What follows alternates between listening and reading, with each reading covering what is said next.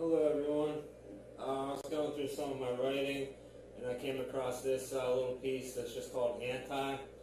So I'm going to read it for you. Alright, here goes. Warning. Anti-political post. How about we transcend this whole one group dominating another group with power and money thing? Like, no one vote at all. We just do something new instead. Something that is simple, something that uses our technology and resources responsibly to feed and clothe everyone. Wow, what a thought. No division. No, his is bigger than his because we decided to evolve. Competition was good but is no longer really relevant. For example, or even especially, look to our current capitalized, civilized culture's hierarchy. You have the people on top who do little to no work in the way of calorie expenditure and have everything. Then people on the bottom who do much work, 40 plus hours a week, and still have nothing. It's just how our system is set up. Until we stop being enslaved in this caste system, it will never change. Look to your city's homeless. They are getting beyond this civilization. We can learn a lot from some of them. Or you can look to your rich, prepackaged idols you see on TV for more of the same. Wait in line. Don't speak out. Be conditioned by words. Work real hard and you can have a little. Maybe in 10 years you'll have enough. But you will never have enough because you're taught to be an endless consumer.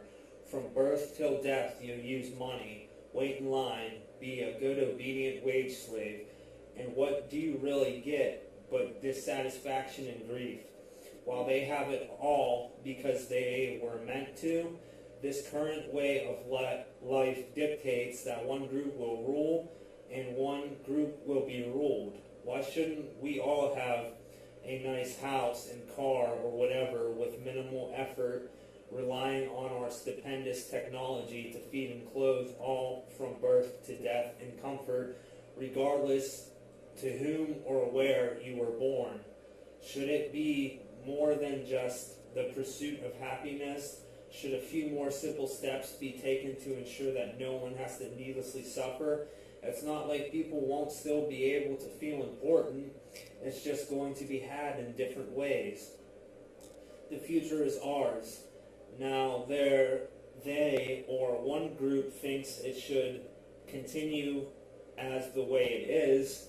More endless growth, more stay in your place, work, work, work. Once you understand what work really is, other people say enough is enough. If we don't change, we're going extinct, period. It is literally that dire. So as I'm sure you know, it's up to you. Each and every one of us is either compliant in the murder of our planet or you are working to change it. We are at that time in history where either going to change and thrive or we're going stubbornly into the end. What if spirits are real? What if they cycle back and forth from one place to this reality? What happens when they can no longer cycle because there are no more people being born?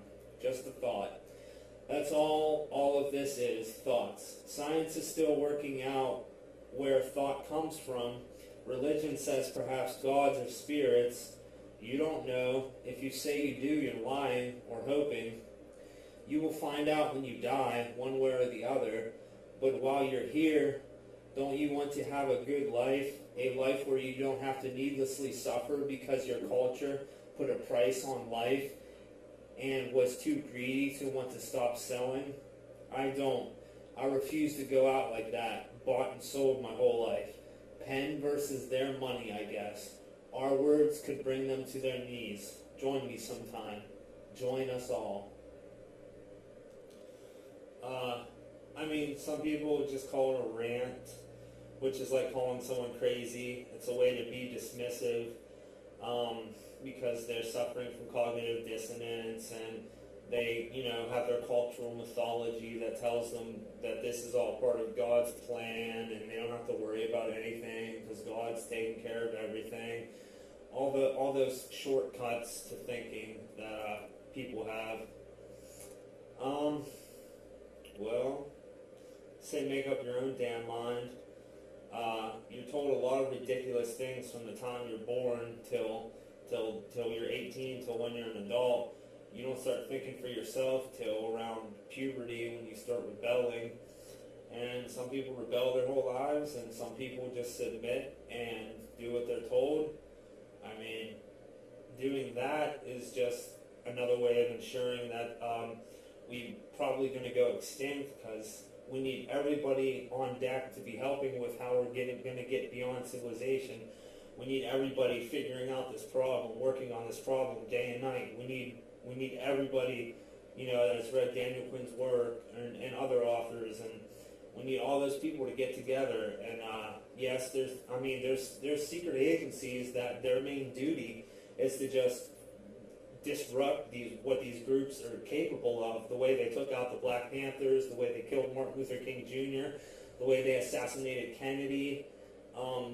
They're trying to keep the Federal Reserve's counterfeit system in place, but we see more and more each generation. These institutions, these mainstay institutions, each generation sees how useless they are, more so than the last generation saw. So, I mean, eventually we'll all be the same, and eventually, everyone can have a nice car and a nice house if that's what they want.